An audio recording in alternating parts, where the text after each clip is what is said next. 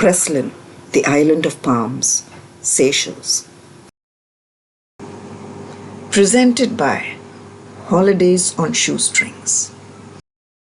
An hour's ride on a high-speed ferry landed us in Praslin Island, one of the inner islands of the Seychelles, also known as Île de Palme or Island of Palms, due to its abundant endemic palm species found nowhere else on Earth.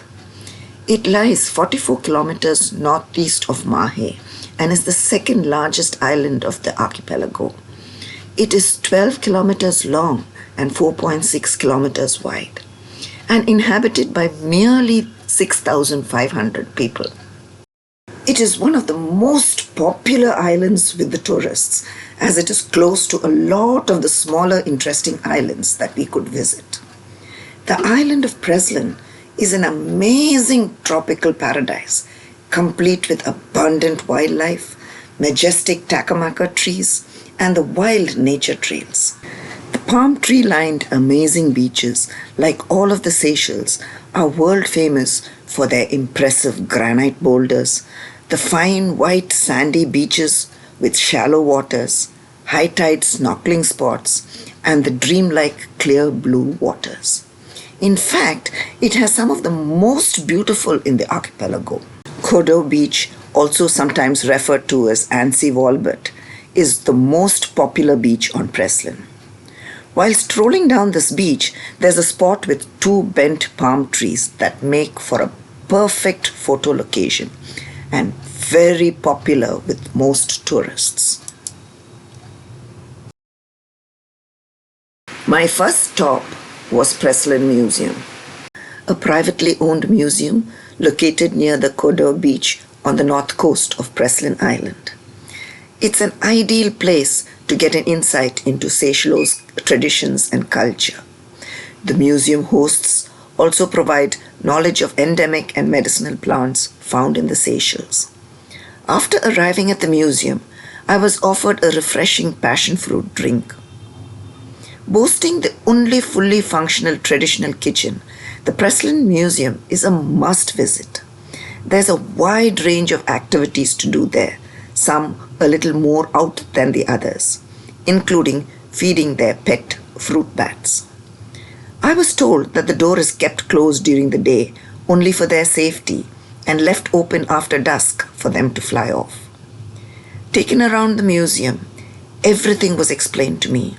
It was fascinating and enlightening, including the traditional music instruments of which I was given a demo.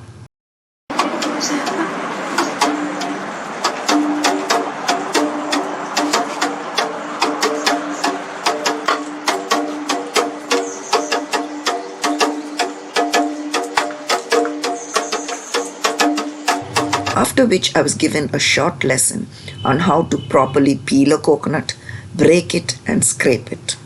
It was the host's little daughter that showed me around, and I must say I was pretty impressed with her knowledge. In the heart of the small island of Praslin lies the reserve Valley de Mahé, which has been described as a living museum because it supports a community of plants that existed before the evolution of more advanced plant families. It has the vestiges of a natural palm forest, preserved in almost its original state, largely unchanged since prehistoric times. Dominating the landscape is the world's largest population of endemic coco-de-mer, a flagship species of global significance, once believed to grow in the depths of the sea, and the bearer of the largest seed in the plant kingdom. The massive sea coconut can weigh up to 20 kgs, taking 7 years to mature, and has been the subject of all sorts of myths and legends because of its erotically shaped bilobed form.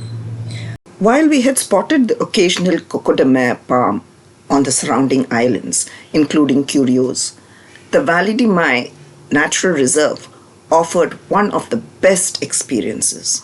That's because we got to walk among the densest coco-de-mer forest in the world and learn all about the unique Praslin endemic species. The The forest is also home to 5 other endemic palms and many endemic fauna species. One among the several rare species only found on Praslin Island is the elusive black parrot. This parrot uses the unique forests and nests almost exclusively on decaying coco-de-mer palm trees. It's a very beautiful bird, and it was quite cool to be able to spot something that's found nowhere else on earth. Visiting the Valley de Mahé was a step back in time and a unique experience. With activities happening across the island, I was thrilled that the evening entertainment of the Praslin Culinary and Arts Festival took place on Kodo Beach, and so was able to go across. This was a not-to-be-missed entertaining evening filled with art, food, live music, dancing, unique shopping, and more. A feast for the taste buds, ears, and eyes. It was wonderful to watch both locals and tourists having a time of their lives.